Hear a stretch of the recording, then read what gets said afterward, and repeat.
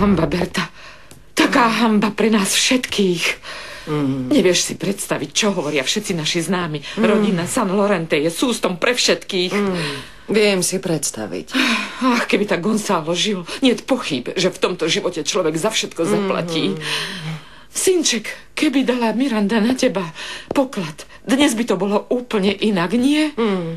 Áno, mama. Vidíš? Presne tak. Čo mi chceš vlastne povedať?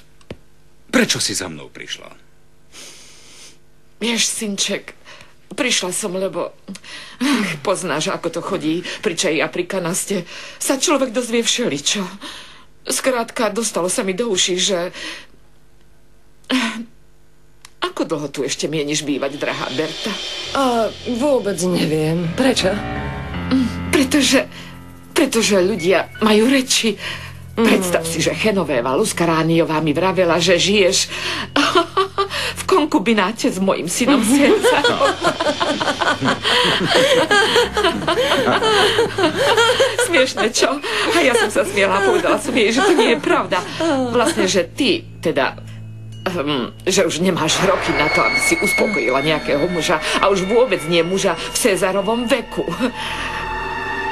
Máš pravdu.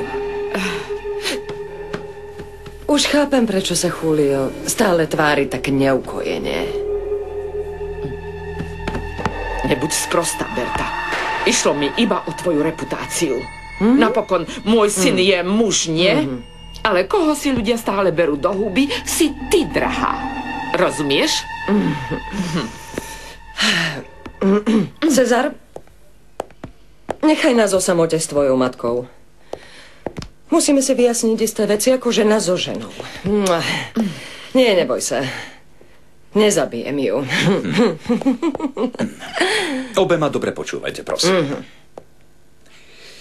Keď sa vrátim, nechcem tu mať hašterivé ženské, ani mŕtvoly, či omráčené tela, ani žiadne rozbité veci v mojom byte. Ha? Rozumeli ste však? Áno, áno, áno.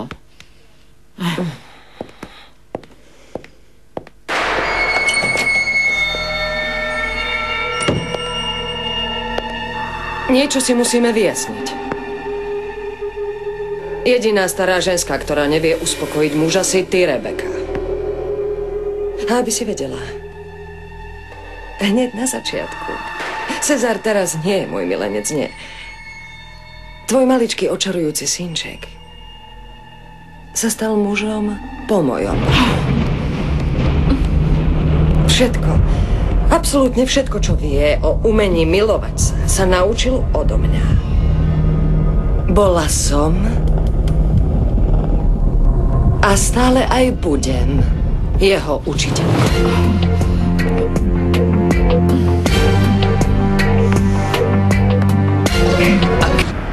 Stačilo, Berta, dosť už. A ja, že sme kamarátky. Nikdy som si nemyslela, že mi takto ublížiš. Nechcem ťa viac počúvať. Radšej idem. Sadni si, Rebeka, a buď ticho. Ešte som neskončila.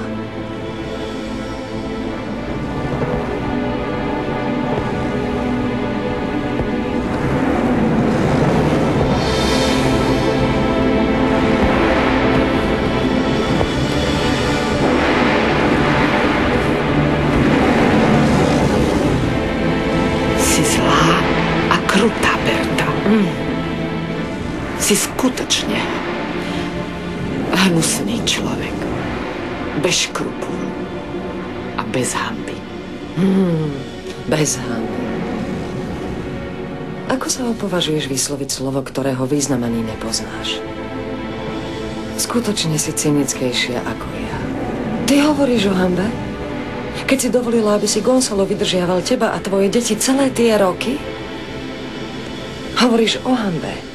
Keď Fabricio nechal Mirandu a nebola si ju schopná podporiť hoci len jeden deň, po tom všetkom, čo ti dal jej otec? Čo ty o tom vieš, Berta? Ty hovoríš o hanbe. Keď ti ani len nenapadlo prísť za tvojim synom Fabriciom, ktorý práve ovdovel. Ale namiesto toho mi tu prídeš kázať, čo sa povráva o tom, že žijem so Cezarom. Neviem, či si cynická alebo sprostá. Alebo oboje. Ty mi ideš niečo vyčítať. Za akou istotou vieš ublížiť ľuďom, Berta. Áno, presne tak. Máš pravdu vo všetkom, čo si povedala. A predstav si, že nechtiac, drahá Berta, si mi otvorila oči. A teraz ma dobre počúvaj. Mňa aspoň milovalo veľmi veľa ľudí. Moji synovia. Aj Julio. Ale aj Gonzalo. Na rozdiel od teba. Teba nikto nikdy nemiloval. Jedine ak tvoj pes. A to preto, že nevie hovoriť a povedať ti, aká si. Ako som povedala, môj syn je muž.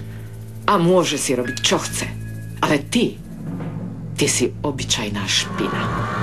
A prisahá na všetko, čo mi je sveté, že ťa tak aj budem brať.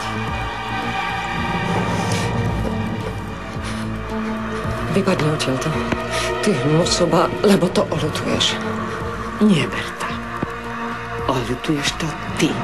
A pochop konečne jedno, že si práve pridala veľký kameň na tvoje srdce. Nevieš, čo si urobila, moja drahá Berta.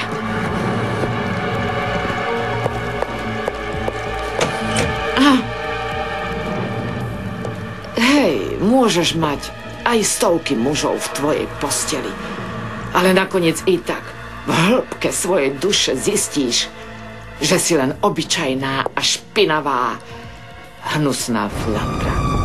Ale hráš sa na veľkú dámu. Ha!